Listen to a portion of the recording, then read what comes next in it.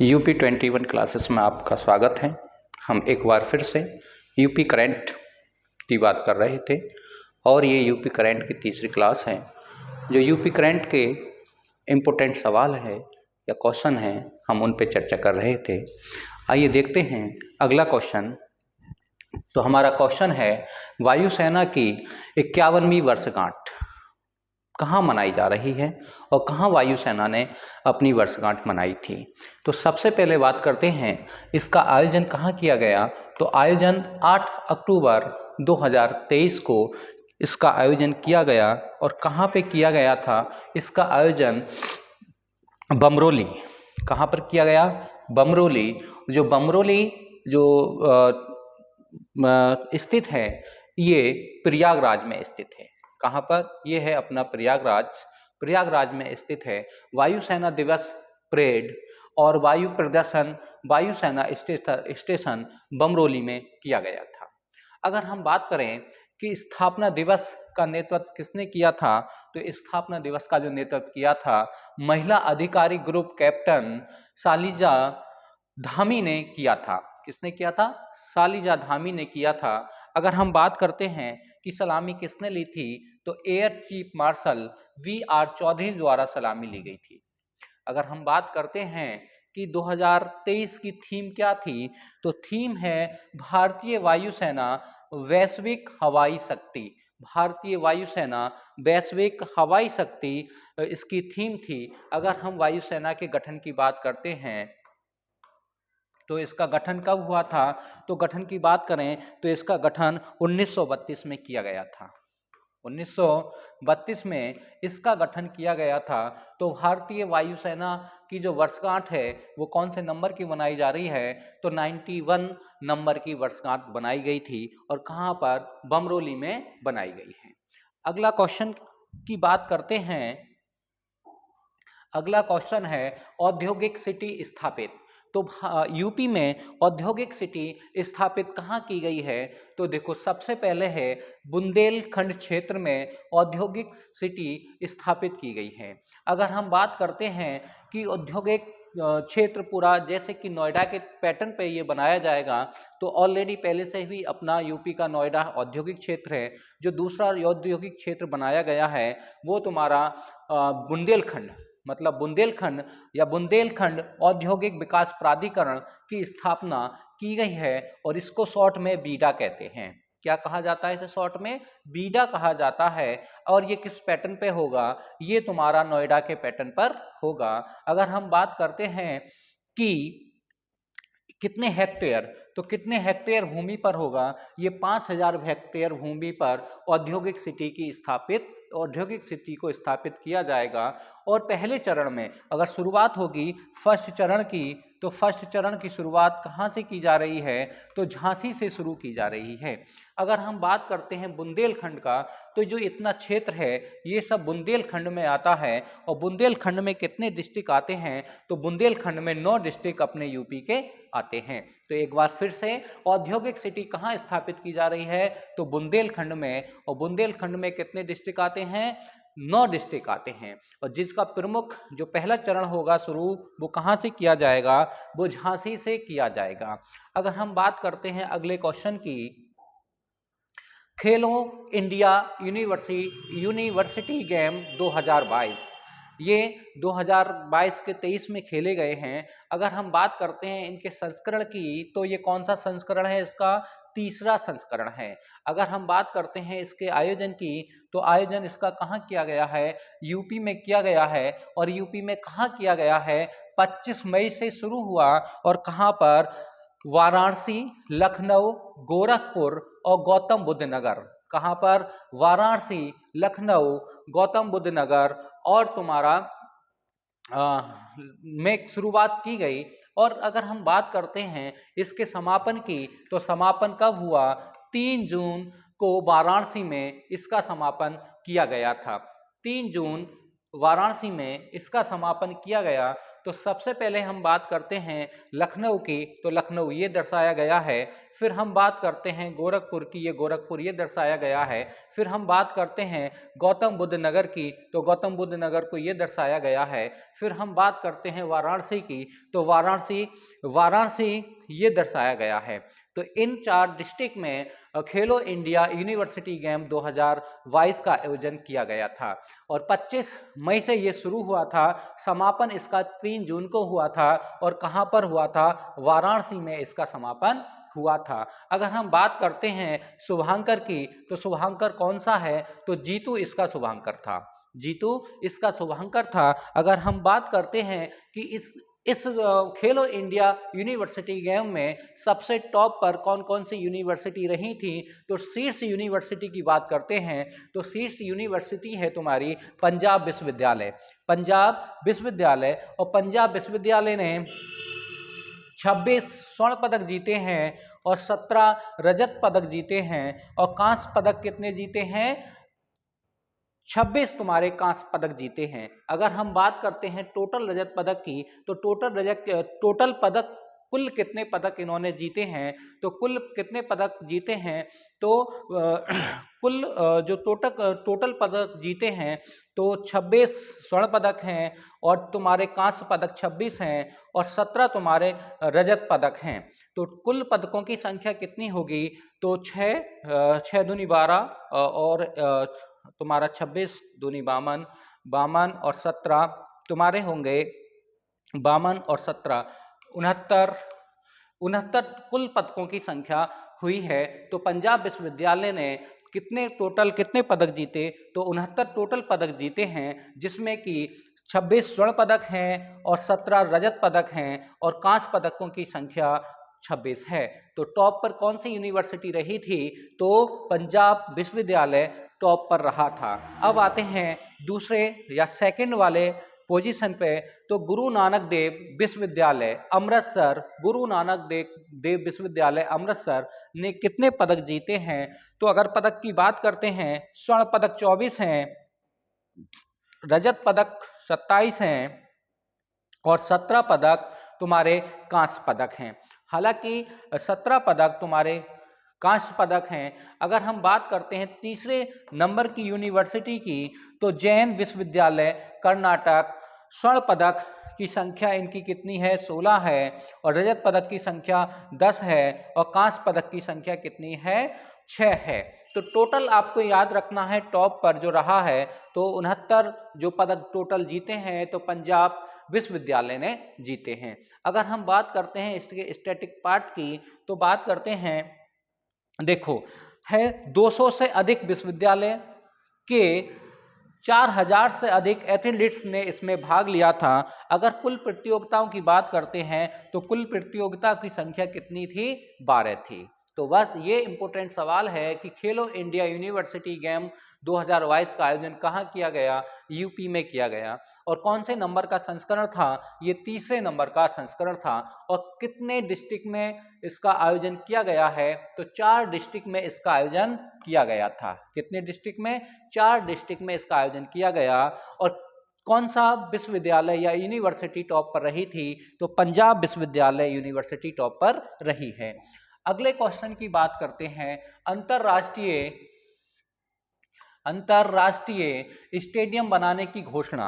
अंतरराष्ट्रीय स्टेडियम बनाने की घोषणा यूपी के सीएम आदित्य योगी नाथ द्वारा कहाँ इसकी घोषणा की गई है? तो देखो घोषणा अपने यूपी के सीएम हैं योगी आदित्यनाथ द्वारा कहाँ पे बनाया जाएगा? गोरखपुर में एक अंतरराष्ट्रीय स्टेडियम बनाने की घोषणा की गई है। अगर हम इस पे बात करते हैं, इसमें खर्च की या लागत कितनी आएगी?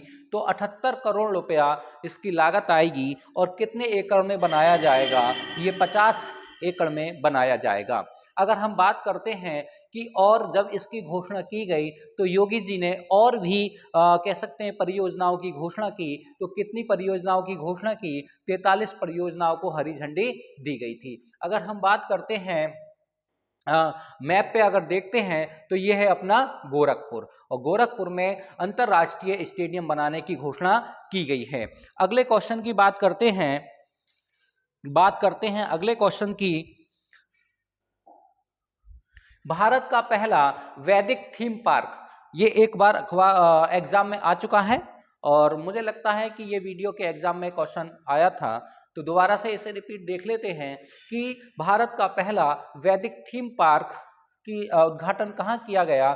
तो इसका उद्घाटन जो किया गया है वो आदित्य योगी नाथ द्वारा किया गया था। और कहाँ इसे स्थापित किया गया, तो स्थापित इसे ग्रेटर नोएडा में सेक्टर नंबर 78 में इसे स्थापित किया गया है। इम्पोर्टेंट है। और इसका कह सकते हैं कि निर्माण कार्य कब से शुरू हुआ था, तो इसका निर्माण कार्य 2021 में शुरू किया गया था। अगर हम इस कह सकते हैं पहले वैदिक थीम पार्क की अगर हम थीम की बात करते हैं, तो इसकी थीम क्या है, तो वेद वन पार्क इसकी थीम है। वेद वन पार्क इसकी थीम है। और इसमें अगर वृक्ष की बात करते हैं कि लगभग इसमें 50,000 से अधिक वृक्षों को लगाया गया या स्थापित किया गया है, तो बरगद, कल्प वृक्ष, नारियल जैसे 50,000 से अधिक पौधों को स्थापित किया गया था। 50,000 से ज्यादा पौधों को स्थापित किया गया था। अगर हम बात करते हैं कि गौतम बुद्ध नगर की, तो ये अपना क्षेत्र है, यहाँ पर गौतम बुद्ध नगर यहाँ पड़ता है, या कह सकते हैं ग्रेटर नोएडा इसे कहते हैं। बात करते हैं अगले क्वेश्चन की, तो अगले क्वेश्चन को देखते हैं। मुख्यमंत्री आपदा सुरक्षा सम्मेलन, मुख्यमंत्री आपदा सुरक्षा सम्मेलन, अगर हम इसकी बात करें मुख्यमंत्री आपदा सुरक्षा सम्मेलन की, तो यूपी के कहां पर इसका आयोजन कहां किया जाएगा, तो इसका आयोजन किया गया यूपी के हर जिले में इसका आयोजन किया गया, मतलब समस्त यूपी में इसका आयोजन किया गया। अगर हाँ, आपदा सुरक्षा सम्मेलन, अगर आपदा सुरक्षा की बात करें कि इसकी जानकारी हमें कैसे मिलेगी, तो जानकारी कैसे मिलेगी, इंटीग्रेटेड अर्ली वार्निंग सेंटर के माध्यम से सभी जनपदों को स्थापित इमरजेंसी ऑपरेशन सेंटर को सेफ सिटी के अंतर्गत ICCC सिस्टम से जोड़ा जाएगा। कल के क्लास में भी हमने ये बताया था, ICCC सिस्टम 10 यूपी के 10 शहरों में शुरू किया गया है, उसी से इसको जोड़ा जाएगा। ये आपदा से सुरक्षित हमें पहले से ही अलर्ट जारी कर दिया जाएगा और ये समस्त यूपी में इसका आयोजन किया गया है। अगर हम बात करते हैं कि अगले क्वेश्चन की, तो अगले क्वेश्चन को देखते हैं।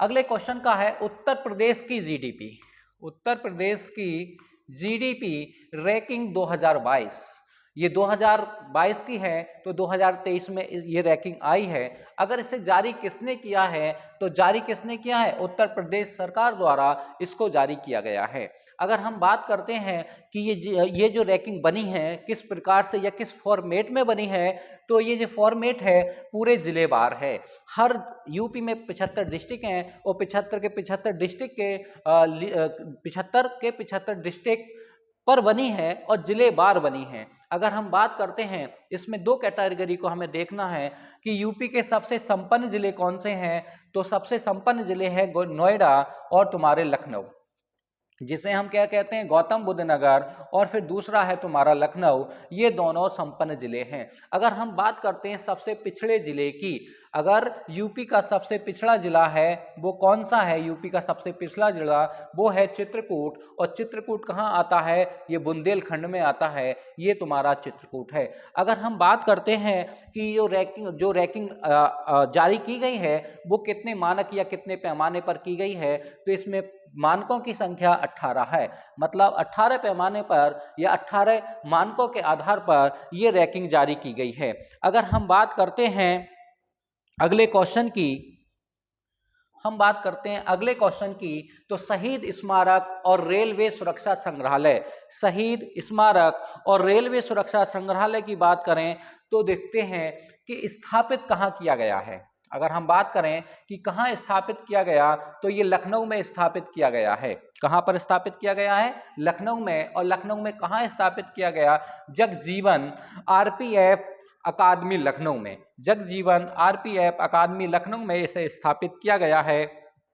हम बात करते हैं इसके उद्घाटन की, तो उद्घाटन किसने किया है, संजय सिंह ने इसका उद्घाटन किया है। और संजय सिंह किस पद पर हैं, महानिदेशक हैं, किसके, RPF के महानिदेशक हैं, RPF के।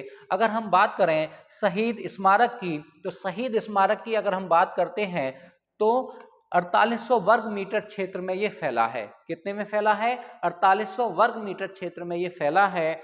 और 1957 से अब तक 1957 से अब तक 1014 शहीद आरपीएफ जवानों के नाम इस पर अंकित हैं। कितना मतलब 1957 से अब तक के 1014 शहीद आरपीएफ जवानों के नाम इस पर अंकित हैं शहीद स्मारक पर। अगर हम रेलवे सुरक्षा संग्रहालय की बात करते हैं, तो इसमें कितने क्षेत्र में फैला है? ये 9000 वर्ग फीट के क्षेत्र में फैला है। अगर हम बात करते हैं कि सुरक्षा संग्रहालय का आदर्श बाग क्या है?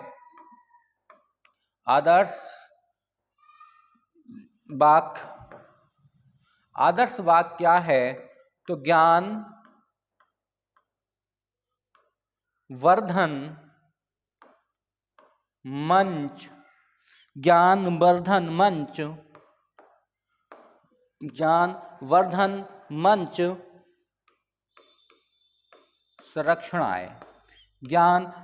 मंच संरक्षणाय ये कह सकते हैं कि रेलवे सुरक्षा संग्रहालय का आदर्श बाग है। अगर हम बात करते हैं अगले क्वेश्चन की,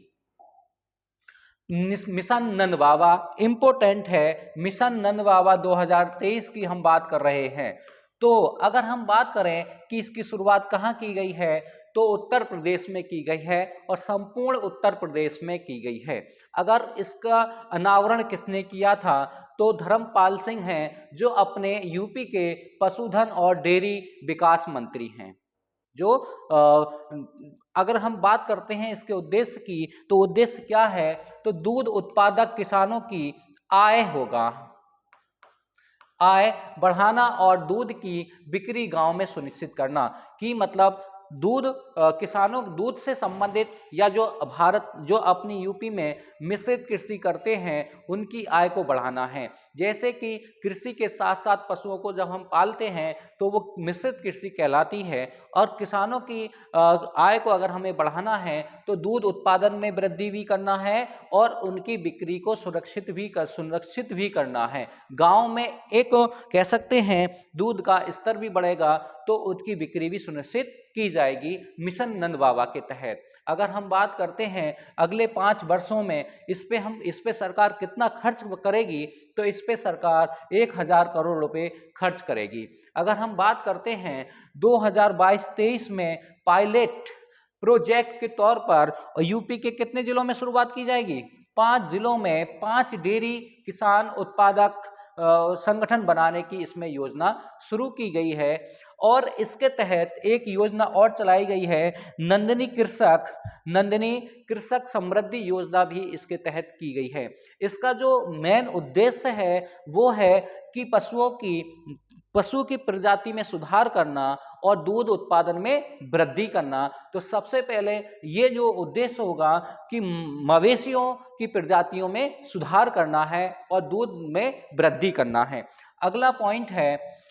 अगला क्वेश्चन आता है, यूपी का पहला स्लीपिंग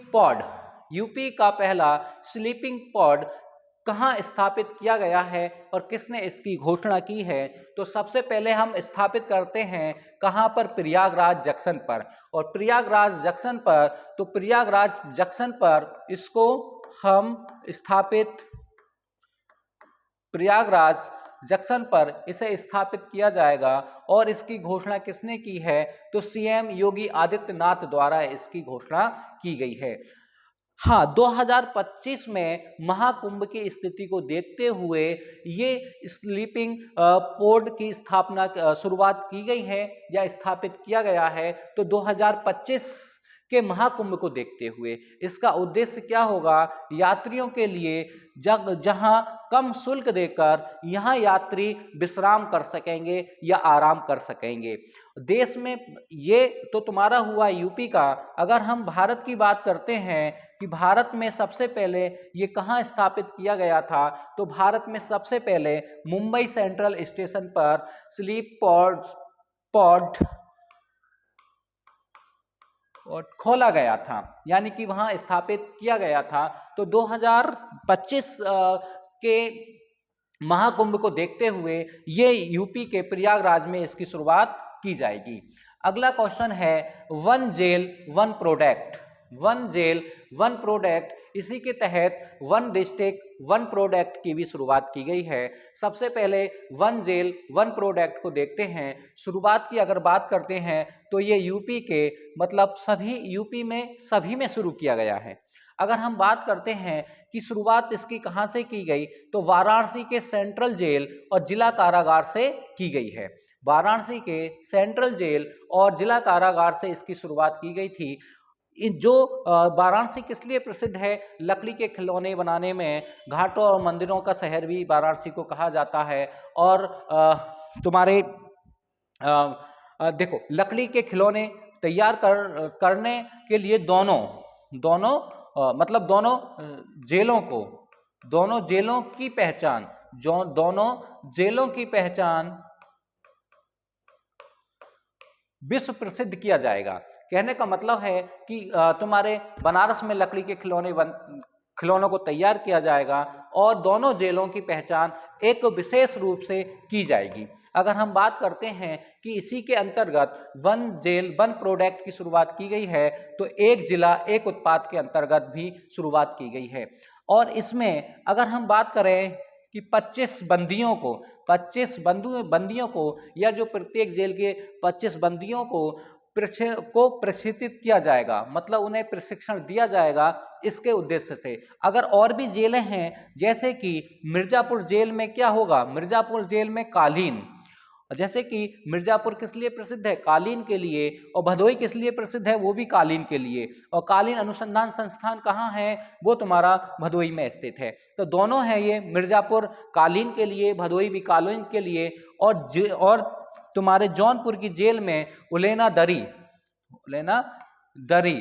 की बात कही गई है। और गाजीपुर में वॉल हैंगिंग की, और सोनभद्र में पायदान बनाए जाएंगे।